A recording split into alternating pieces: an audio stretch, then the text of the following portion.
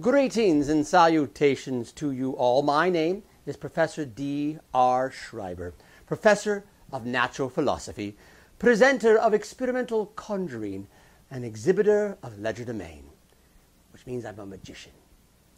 I come to you tonight from the 18th century, a time when we are in quarantine. That's right, the yellow fever is about once again, and I understand that in your modern age, you too are in quarantine for some other reason. Hopefully it's not the same quarantine as we have for so long. Hopefully you're in your own quarantine. But I've been invited to join you tonight. So I thought I would take a moment to show you what us conjurers in the 18th century do during our time in quarantine. Allow me here. I'll show you around my office.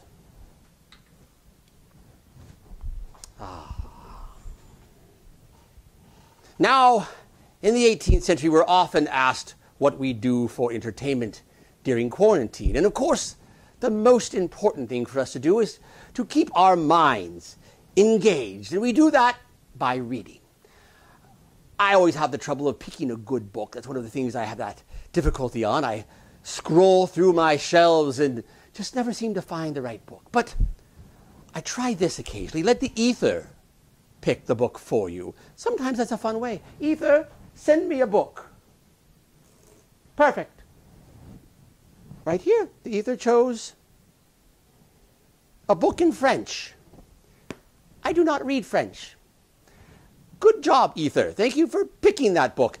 Maybe Ether send me another book. Try another one. Oh, perfect. This one, much better. Edgar Allan Poe's The Raven and Selected Stories. A very dark read for quarantine, but that's good too. That would be fun. Playing cards. I believe you still have these in your modern age. Absolutely, yes. We, of course, play the most famous game here called whist. I have challenges often. People don't want to play whist with me. You may not know the game whist anymore in your modern age, but whist is a game which fortunes are won and lost. Our playing cards look very similar to yours. You probably recognize them. Some slight differences, of course. We have none of those little numbers in the corners. We call those pips, I believe, is what you call those in your modern age. We don't put those in the corner because our game doesn't require us to take a peek at the card in advance. Instead, we just count 1, 2, 3, 4. Besides, most people can't read the numbers anyway, so there's no reason to write that on there. But otherwise, our cards are basically the same. Our face cards, our picture cards are a little different than yours. Our, of course, use the kings and queens of Europe to represent, which you probably do the same thing with your king and queen, too. Your king is an orange gentleman, I understand, if I understand correctly.